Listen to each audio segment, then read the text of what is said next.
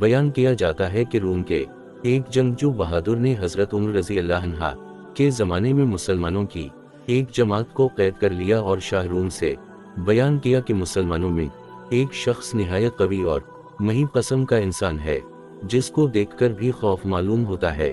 یہ سن کر بادشاہ روم نے اس شخص کو دیکھنے کے لیے طلب کیا۔ اس زمانہ کے دستور کے مطابق شاہ روم کے سامنے ایک زنجیر لگی ہوئی تھی جس کی وجہ سے باہر آنے والے کو بادشاہ کے سامنے جھک کر آنا پڑتا تھا۔ جب اس مرد مومن نے زنجیر دیکھی اور معلوم ہوا کہ اس کے نیچے سے جھک کر آگے جانا ہوگا تو اس نے بادشاہ کے پاس جانے سے انکار کر دیا۔ تب شاہ روم نے اس زنجیر کو اٹھانے کا حکم دیا کہ وہ شخص اس کے پاس آ سکے جس کو دیکھنا اور اس سے باتیں کرنا منظور تھا۔ چنانچہ جب وہ شخص بادشاہ کے پاس گیا تو بادشاہ نے اس شخص سے کہا کہ تم ہمارے دین میں داخل ہو جاؤ تاکہ میں اپنی انگوٹھی تم کو پہنا کر روم کی سلطنت عطا کر دوں۔ یہ سن کر اس مرد مومن نے دریافت کیا کہ دنیا کا آخر کتنا حصہ تیرے قبضہ میں ہے؟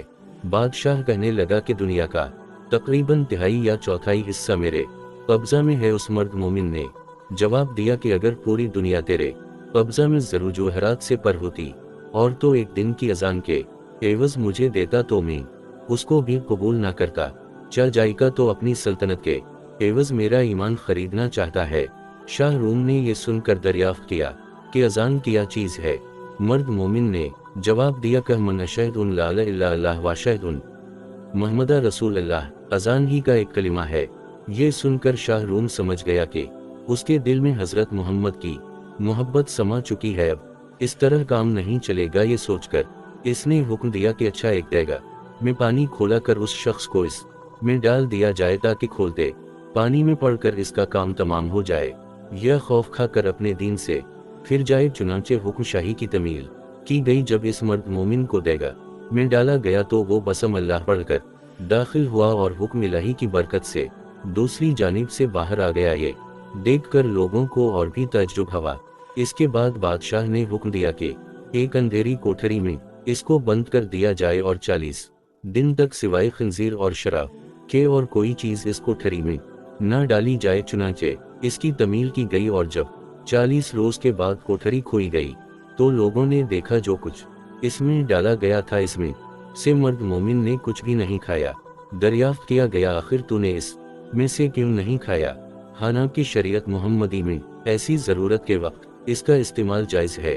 مرد مومن نے جواب دیا کہ اگر میں اس میں سے کچھ کھا لیتا تو تم کو خوشی ہوتی، میرا مقصد تو تم کو غصہ دلانا ہے۔ پھر بادشاہ اس سے کہنے لگا کہ اچھا اگر تو مجھے سجدہ کر لے تو میں تجھے اور تیرے ساتھیوں کو چھوڑ دوں گا۔ یہ سن کر مرد مومن نے جواب دیا کہ حضرت محمد کے دین میں خدا کے سوا کسی کو سجدہ کرنا درست نہیں ہے۔ اس کے بعد شاہ روم نے کہا کہ اچھا میرا ہاتھ چومو تاکہ میں تم کو اور تمہارے ساتھیوں کو رہا کر دوں۔ مرد مومن نے جواب دیا کہ ہاتھ کا بوسہ دینا صرف باپ، سلطان عادل اور استاد کے لیے جائز ہے، دوسرے کے لیے نہیں۔ پھر شاہ روم نے کہا کہ اچھا میری پیشانی کو بوسہ دو تو اس پر مرد مومن نے جواب دیا کہ ہاں یہ ایک شرط کے ساتھ ممکن ہے۔ بادشاہ نے کہا جس طرح تم کو منظور ہو۔ پس مرد مومن نے اپنی آستین اس کی پیشانی پر رکھی اور اس کو چوم لیا اس نیت سے کہ میں اپنی آستین کو بوسہ دے رہا ہوں۔ اس کے بعد بادشاہ نے اس مرد مومن کو میں اس کے ساتھیوں کے بہت کچھ مال و زر دے کر رہا کر دیا اور حضرت عمر رضی اللہ عنہ کو خط لکھا کہ اگر یہ شخص ہمارے شہر میں ہمارے دین پر ہوتا تو ہم اس کی پرستش کیا کرتے۔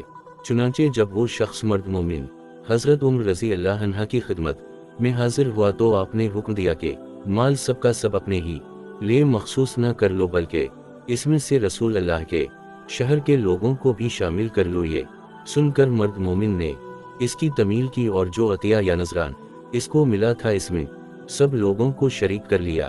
وقف تام وقف تام وقف تام۔ سچ ہے جو شخص ایمان و اخلاص کے ساتھ اللہ پر بھروسہ کرتا ہے، اللہ تعالیٰ ہر حال میں اس کی مدد فرماتا ہے۔ چنانچہ ہمیں بھی چاہے کہ زندگی کے ہر موڑ پر صرف اور صرف اللہ ہی پر نظر رکھیں۔ اللہ تعالی ہم سب کو عمل کرنے کی توفیق عطا فرمائے، آمین یا رب العالمین۔